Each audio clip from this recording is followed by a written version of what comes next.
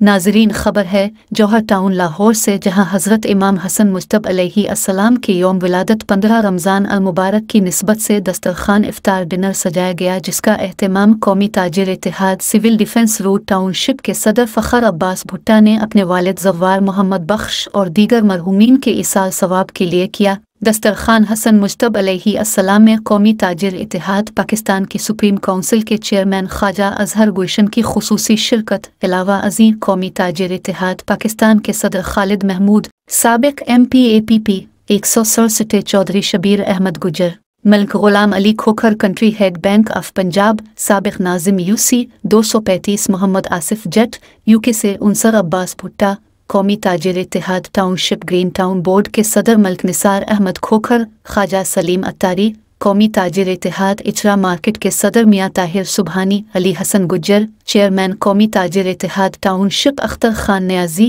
مظہر Abbas Bhatta, LDA سے مکتنویر، Syed Ammar Haider, chairman civil defence road Ghulam Jilani Khan, Asim Irshad, captain Irshad Gujjar, Mian Riaz, Zafar ul-Islam, Mian Muhammad Asif Bhatti, general secretary Hafiz Asif نعیم اور دیگر مارکیٹوں کے عہدے داران، درجنوں احباب، محلہ داران کی بھرپور شرکت۔ آخر میں فخر عباس بھٹا نے تمام شرکاء کا شکریہ ادا کیا۔